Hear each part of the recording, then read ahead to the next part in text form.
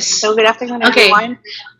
I am Yaya Vilenco, and I'm a clinical associate professor at the UP College of Medicine, together with Dr. Erlidia Clark, who is also an associate professor at the UP College of Medicine. We will be your moderators for today. So this is a project of the POGS Patient Safety Committee, headed by Dr.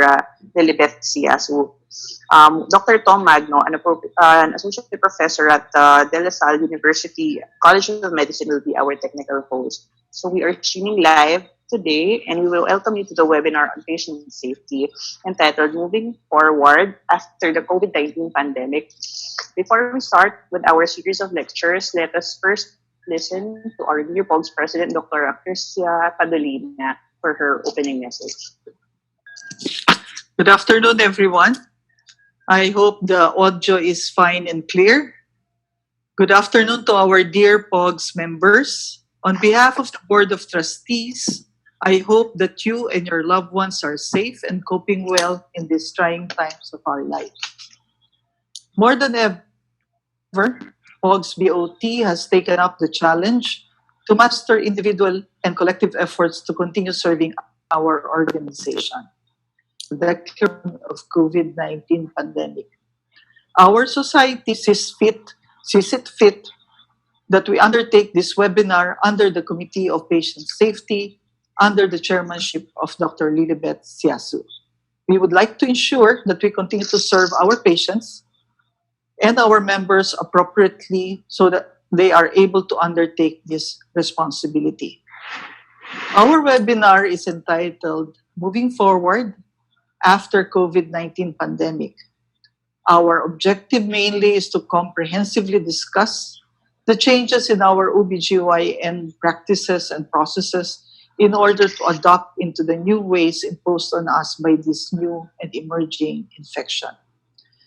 We have eminent speakers who will walk us through the new norms in setting up a patient safety environment. We will be also listening to the best practices of our colleagues, and we will also learn about adoption and changes in work practices and culture. Congratulations to the Committee on Patient Safety for doing this activity. As we adapt to these new norms of learning and undertaking, we need to have these virtual conferences as a new platform of discussion. I am enjoining all our members to update your email addresses and cell numbers, as this would be the medium that we will be using in the coming months. Timely reminders will be provided through your regional directors, and kindly access the POGS website for announcements. During these extraordinary times, I call on each member of POGS. Please remain steadfast in upholding the vision mission of our organization. Each and every one of us should ensure that we provide excellent women's health care with the highest degree of professionalism and compassion. Time and time again, we have seen ourselves rise up beyond adversities. Tacloban did it during Yolanda. Mindanao did it during the Marawi siege. As COVID-19 affects the very core of our well-being, let us stand up united as an organization and as a nation in this battle. Thank you, and please engage ourselves very actively in this webinar. Thank you. Okay, our first speaker for today is, we are very privileged to have an OBGYN specialist from the Division of Reproductive Endocrinology and Infertility of the Philippine General Hospital. She's the president of the Pediatric and Adolescent Gynecology Society of the Philippines. She's the vice president and chair of the Committee on Research of the Philippine Society for Reproductive Medicine and the past president of the Philippine Society for Gynecologic Endoscopy. Currently, she is she's a professor 1 at the UP College of Medicine. She's also the board member of the Asian Society of Endometriosis and Adenomyosis and a country representative of the Aspire. Ladies and gentlemen, here to give a lecture on the best practices for the obstetrician gynecologist after COVID-19, we are honored to welcome Dr. Angela S. Aguilar.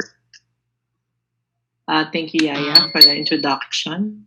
I'd like to discuss some of the best practices that we may find very useful when we resume clinics after our ECQ. Uh, it was said that we should do this in the post pandemic era. However, the COVID 19 problem is still present and it has not gone away, and we still are far away from a vaccine. And we believe that nowadays it may look under control, but it is still out there. So we have to take extra precautions for our practice and for our patients. Okay, so uh, we'd like to do this seminar because we are consistent with the patient safety goals that we are espousing, and that is to produce highly effective teams. We're discussing for this afternoon our best practices for the OBGYN. But the initial request was in a post pandemic world. But we believe that COVID 19 or the coronavirus has not been defeated. It is still out there. We don't have a vaccine yet. And until such a time, we still would continue our precautions even after the lockdown. And we should be extra careful with resuming our clinics and treating our patients as we are doing in this time of ECQ. So we're continuing this goal of maintaining our patient safety goals because this is still consistent with the goal of POGS to make sure that the OBGYN is up to speed in terms of espousing these goals, and that is to produce highly effective medical teams that we will use our best information, the best people, and the best resources to achieve the best clinical outcomes for our patients. And we want to eliminate barriers to quality and safety. And one of these barriers is awareness of what we are dealing with. So, COVID response, our response is a safety issue, and this is the team steps uh, components that we have to apply when we approach our clinics and when we approach the hospital when we deal with our patients. So, what are our concerns? The obstetrician is concerned about the following issues in the pandemic era. One, we want to prevent pregnant women from contracting COVID 19.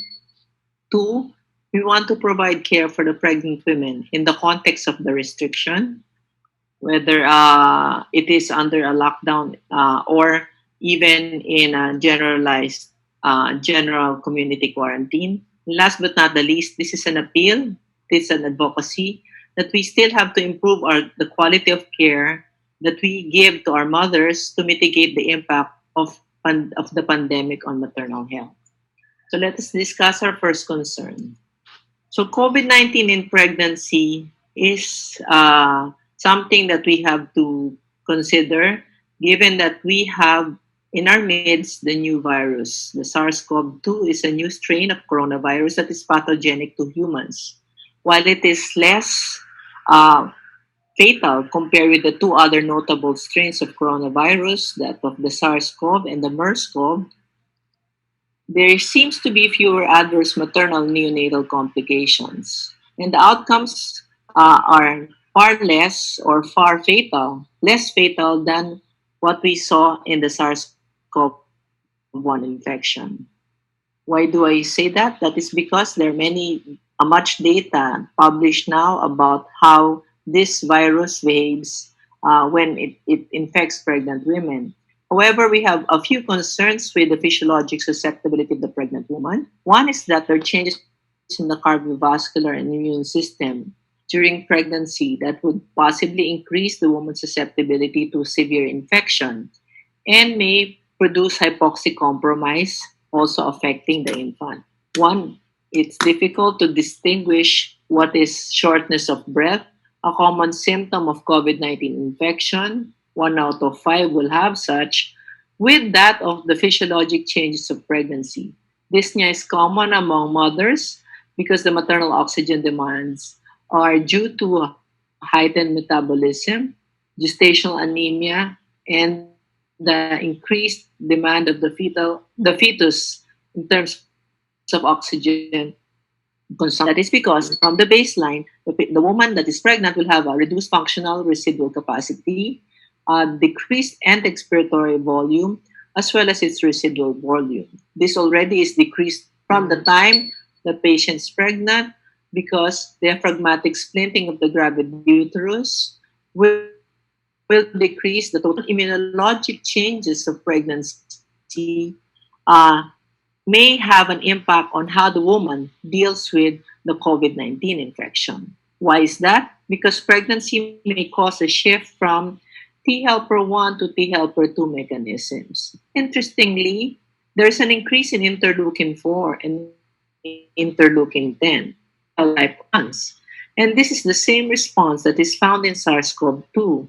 But it's postulated that because of this immune response that is physiologic in pregnant women, it may be that women will have a lesser severity to COVID 19 infections compared with non pregnant individuals. But again, that is the postulate. We are still collecting data whether this will hold true in the near future. So if you check the latest April 17 publication of the Chinese cohort of patients of pregnant women with COVID 19 in Wuhan, China, they found out that there's a lesser proportion of severe cases among the pregnant population. The risk of severe disease in the pregnant population in their cohort of 118 patients was 8%. And this is actually favorable compared with the cohort of patients presenting across mainland China, which is 15.7%. The median age is 31. That may be that because the women are of reproductive age, they are generally younger than those who have been infected with the coronavirus. And this is only true because there will be a cohort that study that has no comorbidities. We cannot generalize this data when you have a pregnant woman with comorbidity, and this may increase because the comorbidities such as gestational diabetes or chronic hypertension or gestational hypertension may predispose the woman to an increased susceptibility to the virus. If you look at this, the severe disease in patients with COVID 19, there are less patients who are presenting as severe, only 8%.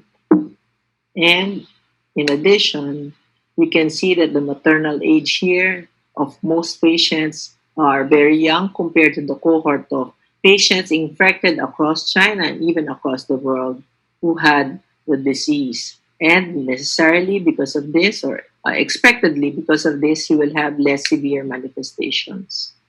Now, interestingly, these patients had outcomes followed, and it showed that there were no babies who had neonatal asphyxia.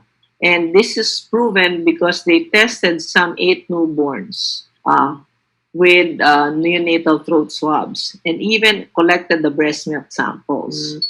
For these small samples, no positive results were reported. But it will be interesting if we do the same collection in our local cohort. Already we have reports that some infants are being swabbed and born and were positive with for COVID. So we really have to find out whether this holds true with our population. So in addition, nevertheless, we have to make sure that while it may seem that the pregnant woman is less susceptible to severe disease if they have no comorbidities and they're less likely infected, we don't want any infections to be transmitted to the woman, and we have to exert enough effort for this to uh, to uh, to occur. So we're right now we do not currently know if the pregnant person will have a greater chance of getting sick from COVID 19 compared to the general public. Based on the Lancet data, here we see that I crossed out this part of the CDC because if you use the Lancet data, we don't know. It's not likely that they will have more serious illness. owing to the protective effect of their age and to the protective effect of the possible immune response a pregnant woman mounts that is physiologic, and it may provide protection against the virus. Uh, Based on the CDC guideline, it is said that pregnant people may seem to have the same risk as adults who are not pregnant. Not, oh, Given so, we have to move forward. And just to avoid having infections during pregnancy, we make sure that people who are sick are channeled away from pregnant women. People who have been exposed to the virus should not have contact with pregnant women. And the usual hygienic practices should follow, such as clean hands and disinfection. The disinfection will be discussed later, but what we want to do now is we want to protect not just the mother but the dyad, because if transmission or eventual transmission of the vertical transmission is proven in later groups of patients, then we have to make sure that this is not being, while it is unlikely, we have to make sure that the dyad is likewise protected at birth. The newborn may be susceptible to person spread, and other personnel that may surround the mother and the child may transmit the virus to them. So only a very small number of babies have tested positive for the virus at birth, and it is not known whether viruses have been introduced to the baby through vertical transmission or by the caregiver or the healthcare personnel after birth. So, because as was seen in the Lancet study, it has not been detected in amniotic fluid, breast milk, and other maternal samples, we have to be circumspect in making sure that we allow mothers to breastfeed in this time of the pandemic, because there's a greater benefit of breastfeeding compared with preventing transmission of the COVID-19, because there are other diseases that are the baby may be susceptible to, and not just COVID or the coronavirus. So consider breastfeeding, and if the patient is sick, this is our advice. We are telling them to make sure that if they want to directly breastfeed the mother, the baby, they have to wear a face mask. They have to wash their hands before each feeding.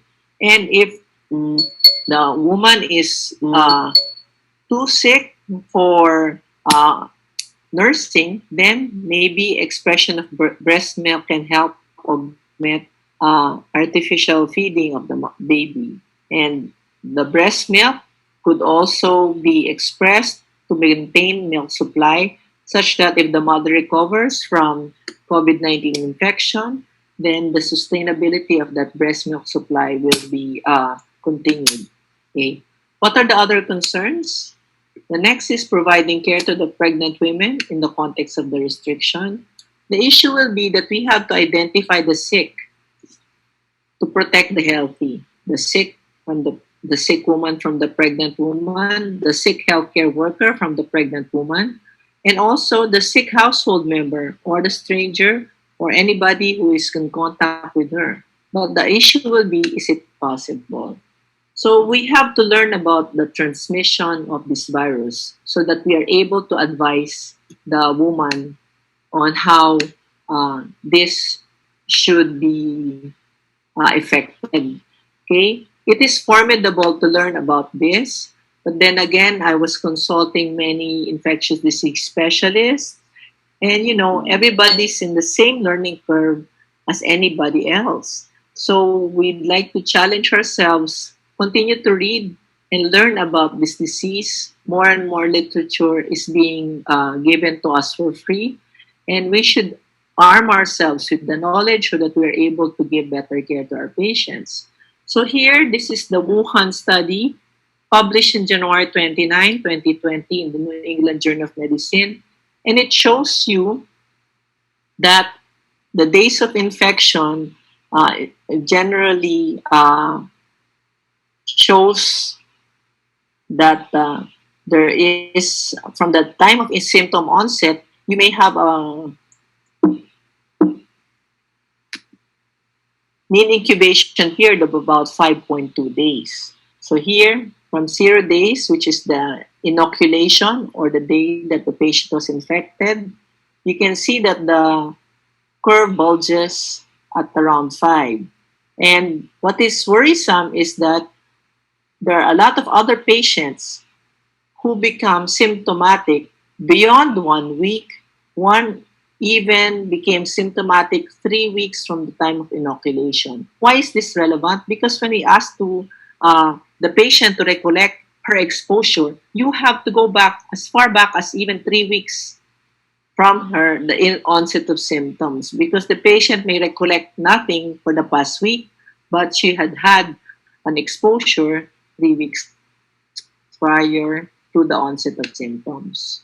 And this indicates that there's a difficulty in identifying isolating cases, especially those with an earlier stage of disease. So if you look at this, there will be some issues because some of the patients may experience nothing or very mild symptoms and they may think nothing of it.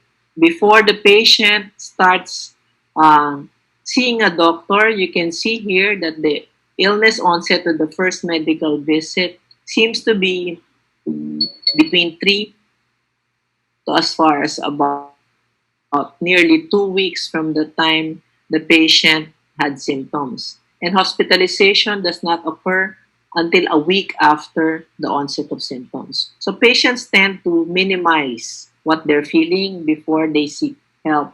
And that's why we have to educate our patients. What are other concerns about screening? Many doctors would triage patients based on whether they're symptomatic or not. So when we ask patients to come to the clinic, we ask them, do you have symptoms? The patient will answer, no. And we think it is safe. But this study by Sotan among patients who were pregnant and admitted for delivery in New York shows that some 13.5% of COVID positive patients are actually asymptomatic. That's 1 of 10 to 1 of 12. So that's very alarming. And we want to emphasize this because asymptomatic carriers abound in our pregnant patients, and we should not let our guard down. That will have an implication on hospital as well as clinic management. That is why the POGS has advocated for RT-PCR screening as an algorithm. But let us discuss what the tests would be, how the tests would play out, or how valuable these tests are based on our current data. So if you look at the profile of women who were COVID positive in New York in another study by Breslin, 43 women had tested positive, but you can see that of the 43 women, only 29 were symptomatic and some 14 were asymptomatic. So another cohort by study published by Vinceleos shows this cross table, and this is very worrisome. If you look at this cross table, they use symptoms for screening.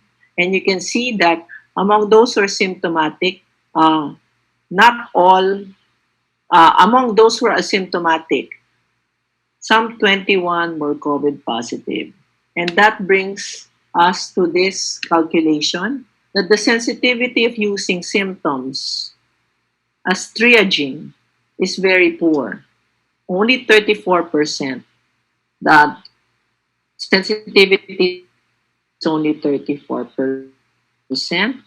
Likelihood that she has COVID infection. But if she does not have symptoms, we should not let our guard down. So because of this table, they're able to produce the positive predictive value, the NPV, as well as the positive likelihood ratio. So only a positive symptom has value. That means if a positive, the patient symptomatic, then treat the patient as with the greater likelihood of COVID infection. Okay. So what about radiologic screening? Many doctors and many hospitals have advocated, short of having the test, radiologic screening for COVID-19. There is no large scale study for just plain chest x-ray is what we're doing. What we have are the large cohort of patients undergoing chest CT scan or computed tomography scan. And this was the consensus statement of the American College of Radiology and the Society of Thoracic Radiology. When you do a CT scan of a COVID positive patient, you can see very classic signs of bilateral multifocal rounded and peripheral ground glass opacities. And the crazy paving as seen in the asterisk, where there's thickening of the septum and interlobular lines are visible. However, if you see this, there's a great likelihood that you have COVID. However, there are pros and cons of using the radiologic findings. The pros are as follows. You may not suspect COVID based on the symptoms, but if the chest x-ray or the chest CT shows a positive result, then you may consider proceeding with the RT-PCR. And even if the patient's negative, the patient may still turn out to be a false negative as having no other done among radiologists. However, in our setting, when we have limited experience with reading CT lung, this may have a lot of false positive results. Therefore, the cons of radiographs or chest CTs for patients using pregnant patients using this and using this as a triage is doubtful because the true sensitivity positive for 19 and patients who may have false positive tests may expose. So that's a big problem that we have when we consider positivity of chest radiography. Methods have not been recommended by the CDC as well as many professional organizations. And this will show how inefficient chest radiograph is. Here, this is a Wuhan study again. You can see that the p-value of patients who have chest radiographs showing characteristic lesions are all not significant. Therefore, it is concluded in that study that pulmoCT cannot distinguish negative versus confirmed COVID-19 results. What about complete blood count? Will a CBC with lymphocyte predominance help in the diagnosis? Again, in the same study, the confirmed versus the control group, those who look like they had COVID based on symptoms, but eventually tested negative, you can see that the p-values are all not significant. So the answer here, is it useful? Will a CBC be useful? The answer is no. It cannot distinguish the negative versus the confirmed COVID-19 from COVID-19 patients. So what we're actually trying to do is to detect the virus in the most logical and secure and accurate manner. So we cannot see the virus, but we can see its the genome, the imprint of the genome through polymerase chain reaction tests. And this is a very useful graph. If you look at this graph, it shows the comparison between RT-PCR or the nucleic acid amplification test for viral RNA versus the antibody detection.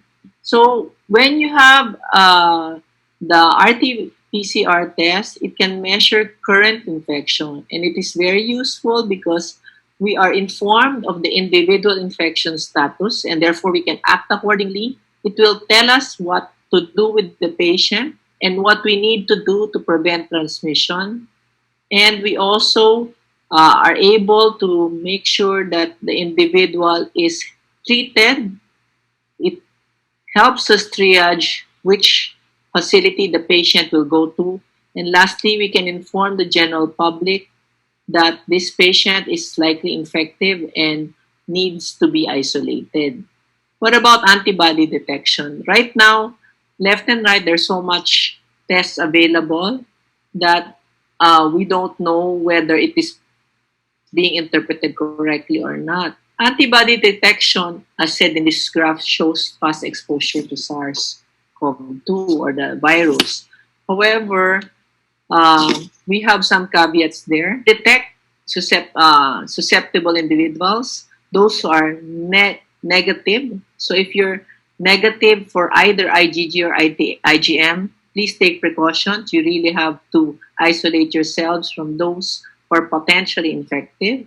And it can facilitate contact tracing if you're positive. But I will show you some slides that need to be understood by all because we're using this in outpatients, and some doctors are proposing that we use this to triage our patients in the clinic. What we have to consider is that if the patient's RT-PCR negative, there can be a false negative rate. The best test is still RT-PCR, but if you have a patient undergo swab, the detection rate is 70%. So that means that there is a 30% false negative. So that means that maybe the patient is still negative and eventually becomes positive because the patient is still in the incubation period, or the way or method where the swabs are obtained are not ideal. The best way to get the virus through RT-PCR is to do a bronchoalveolar lavage fluid. But this is a very invasive method and this may not be practical in outpatient settings. What about serologic testing? Okay, now this is something very interesting. This is published March 18, 2020. And what is important here is you have three curves. The green curve is your IgM. You can see after symptom onset, you will have a rise in IgM over the next 2 weeks, from a low IgM to a high rate, and it will peak at around about the third week, entering the third week. But what is more interesting is that IgG, known for a long-term marker of the disease, seems to rise together with the IgM. I picked this graph up because there are other available graphs in social media showing that the IgG rises at a later time. Because of this, actual serologic tests conducted among Wuhan patients, that kind of graph that you see in social media may not be true because these are actual cases. And the blue line shows that there is concomitant rise of both IgG and IgM in other patients. So look at the summary, caveats for serologic testing. You will see that there are some patients who IgM is found earlier than IgG, and that is the common knowledge. But there are, interestingly, other patients with synchronous seroconversion. That means IgG rises together with IgM. The more worrisome is there are some patients where IgG rises earlier than IgM. So you can see that the algorithm based on IgG and IgM positivity may not hold true for the coronavirus serologic test. The most worrisome is that some 29.3% fail to show seroconversion, even if they're infected with the coronavirus.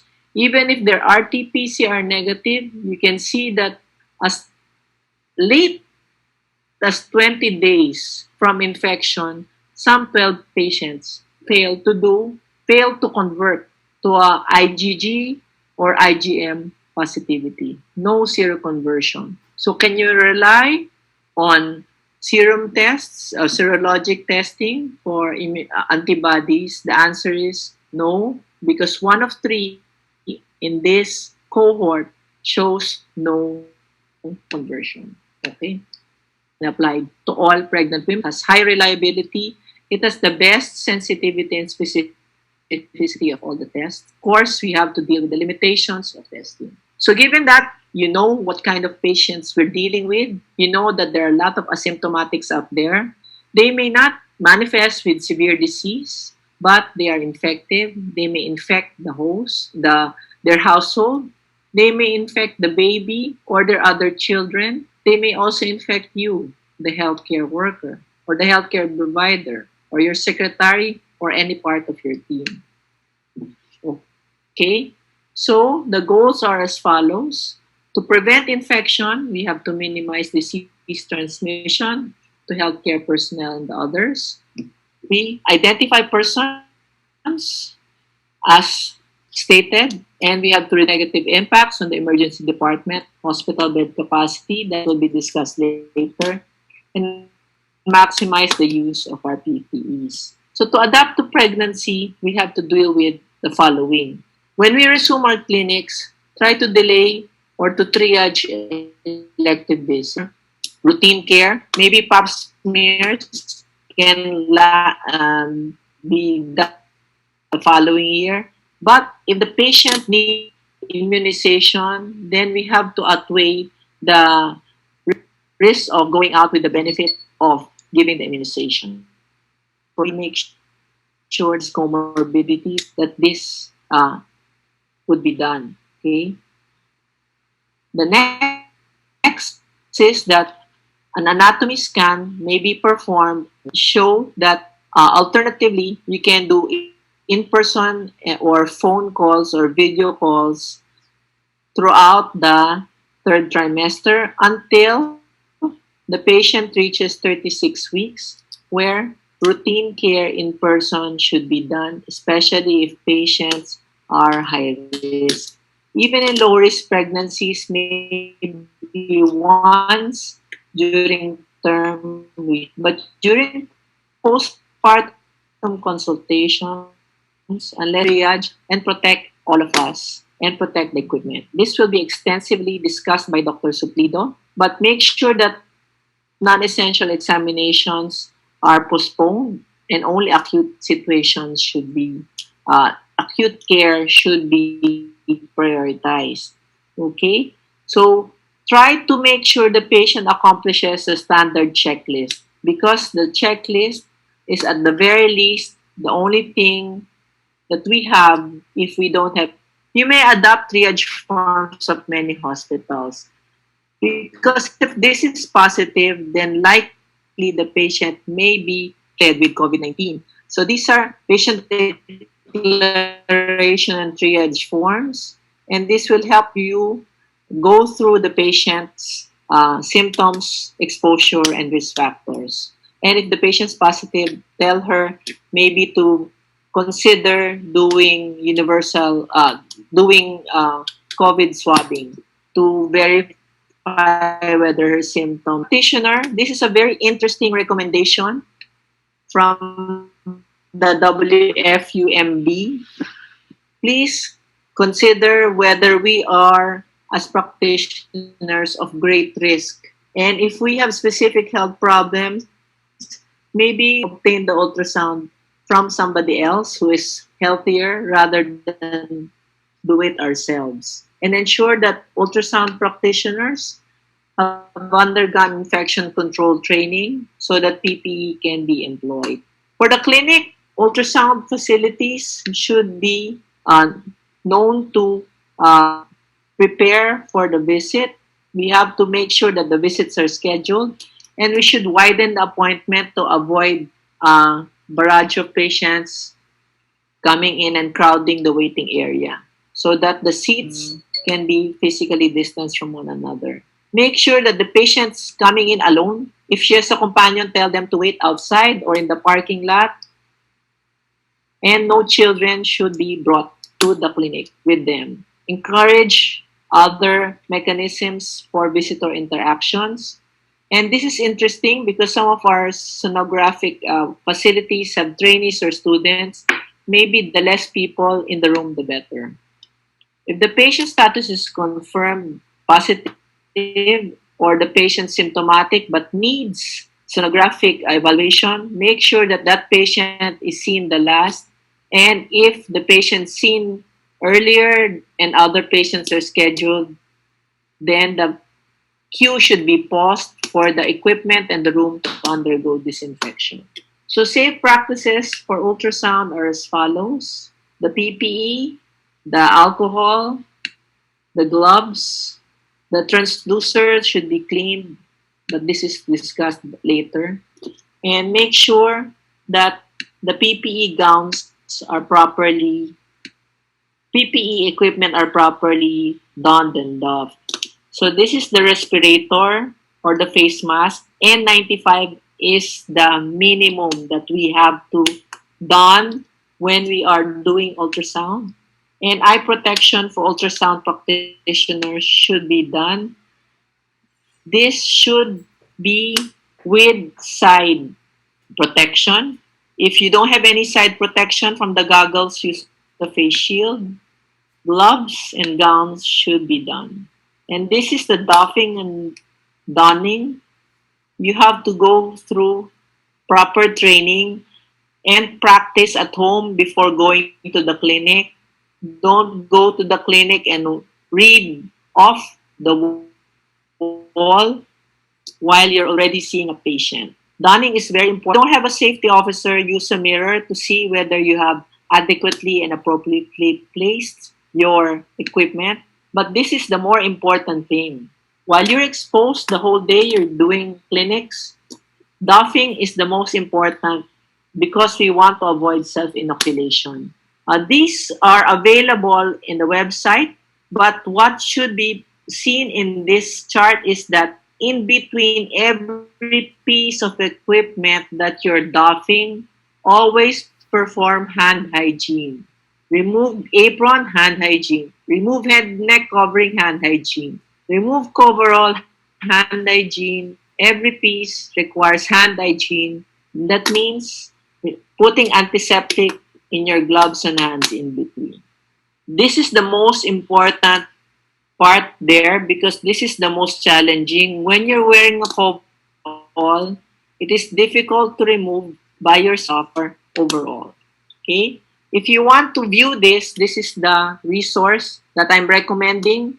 And the Ebola training is the best training and it is available online for free in this site. Okay? Of course, telehealth. There's a separate webinar for telehealth for local resources that may use to self-check your symptoms as well. For community support, there is a very good website run by RDOH, covid19.healthyfilipinas.ph. It has information for all of you who may need help, even your patients, and for the LGUs. It even has funeral parlor processes, so it's very detailed. And for those who have lying-ins or smaller facilities, there are guidelines for primary care facilities because obstetricians and midwives also are part of small clinics that deliver. To prepare your facility, remember our safety goal is situation awareness and the environment should be paid attention to. And before your patients arrive, make sure your clinic is prepared. You have to have good posters, triaging again, just in forgot your earlier community symptom check, and make sure these are available outside your clinic. Lastly, triage the sick from the healthy.